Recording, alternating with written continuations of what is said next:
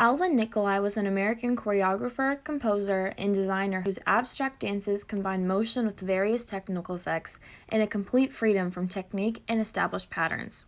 He frequently composed electric scores for his dances and is also known for making films of his works as well as broadcasts on American and British television. He was born November 25, 1910 in Southington, Connecticut. Of Russian ancestry, Nikolai was the youngest of 6 and studied piano along with his siblings.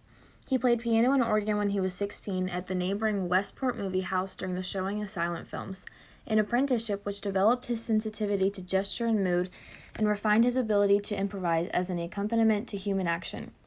With the creation of talking pictures in 1929, Nikolai lost his job and returned to Southington, where he accompanied dance classes and played at roadside inns. He also gave piano lessons and began studying acting privately. In 1933, he attended a performance by Mary Vigmon at New Haven's Schubert Theater. He was, quote, spellbound. Consequently, he went to her former student Trude Koshman to study percussion, but she persuaded him to learn dance as well. He received his early dance training at Bennington College from the Grade of Modern Dance. Hanya Holm, Martha Graham, Doris Humphrey, Charles Wiedemann, Louis Horst, and others. While taking dance classes, Nikolai worked as director of the Hartford Park's Marionette Theater, a post he held from 1935 to 1937. He later recalled, quote, "I learned a lot from those puppets. They are all motion and no nerves. I found out that art is motion and not emotion." In 1937, he founded a dance school and company in Hartford, Connecticut, and was director of the dance department of Hart School of Music from 1940 to 1942 and from 1946 to 1949.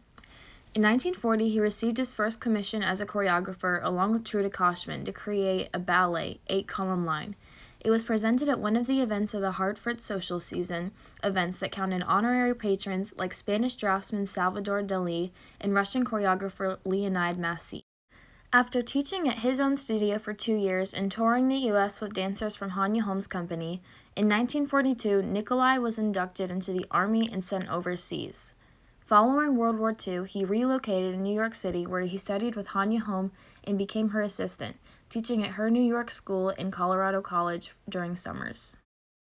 In 1948, he joined the Henry Street Settlement in New York City, and the following year he became artistic director of its playhouse. He defined dance as, quote, the art of motion, which, left on its merits, becomes the message as well as the medium. In 1949, while teaching in Colorado, Nikolai met a young dancer named Murray Lewis. Lewis's technique and attention to physicality impressed Nikolai. Working closely, the two began to create work that questioned the basic foundations of modern dance. At the time, Nikolai was proposing a theory he called decentralization. Decentralization held that in depersonalizing dancers through costume and design, they could be liberated from their own form.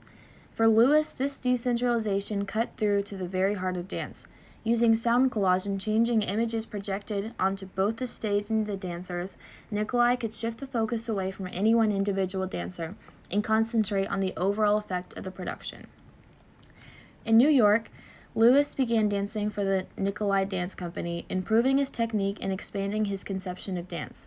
For Nikolai, this was an opportunity to choreograph for a dancer whose physical ability and critical involvement in dance was perfectly compatible with his new work. The Nikolai Dance Theater, originally called the Playhouse Dance Company, was formed in 1951. Utilizing his war experiences in his dance, he began to develop his own world of abstract dance theater, portraying man as a part of a total environment, placing his work in another realm which was previously untouched by choreographers. His total dance theater had begun to take shape and form. In 1953, the company presented Nikolai's first major work, Masks, Props, and Mobiles, in which the dancers were wrapped in stretch fabric to create unusual, fanciful shapes. In 1956, the company was invited to its first of many appearances at the American Dance Festival, where it established itself in the forefront of contemporary dance in the United States. In later works such as Kaleidoscope, Allegory, Totem, and Imago, Nikolai continued experiments in what he called the basic art of the theater, an integration of motion, sound, shape, and color, each given relatively equal emphasis.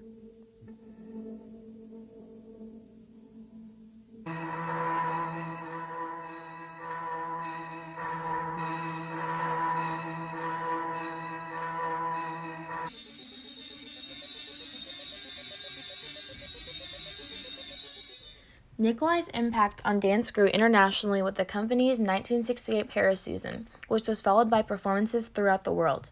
During the 1970s, the Nikolai group toured widely abroad and created works like Scenario, Crossfade, Guinal, Gallery, and more. In 1978, Nikolai choreographed a ceremony for bird people in France. The piece, shown in a city street such as this one, was performed by local gymnasts. Using ropes hanging from trees and a float moving down the middle of the road, Nikolai created a public performance that was almost completely separate from the traditional practices of dance. In 1978, the French Ministry of Culture, together with the French city of Angers, subsidized the new National Center of Contemporary Dance at Angers, a Nikolai school and company that made its debut in Angers, France in November 1979. In December 1980, he created his 99th choreographic work, Scheme, for the Paris Opera. At the same time, his choreography for an opera by Giancarlo Menotti was being staged at the Vienna Staatsoper. The French critics' appraisal of Nikolai as, quote, the most original exponent of American contemporary dance was echoed throughout Europe and on subsequent tours to South America and the Far East. In 1982, he made mechanical organ.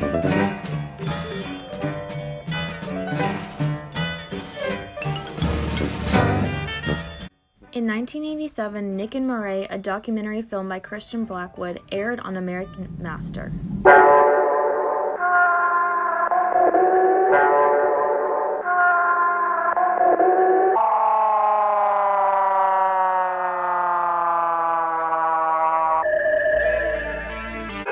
The human mind is a very complex thing, and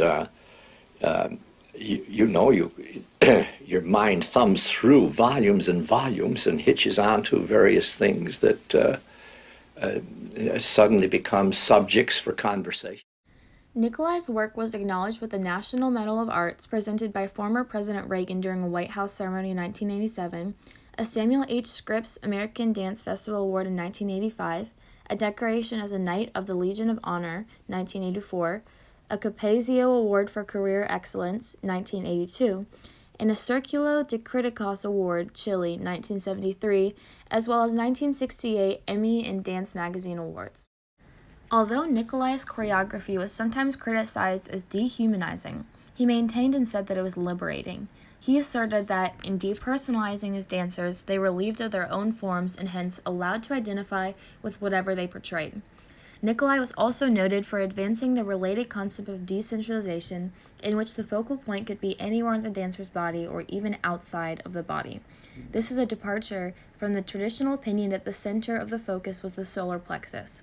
These theories were developed under Hanya Holm and were displayed in such works as A Ceremony for Bird People. Nikolai would often present his dancers in constrictive spaces and costumes with complicated sound and sets, designed to confuse the process of dance. By placing obstacles in the dancer's way, he focused their attention on the physical tasks of overcoming those obstacles. Nikolai viewed the dancer not as an artist of self-expression, but as a talent who could investigate the properties of physical space and movement.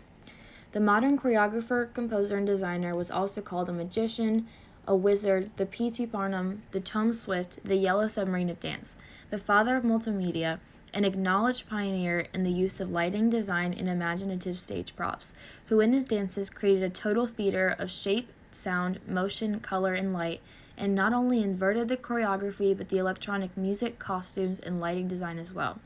He unfortunately died of cancer May 8, 1993, but his influences and works still live on today.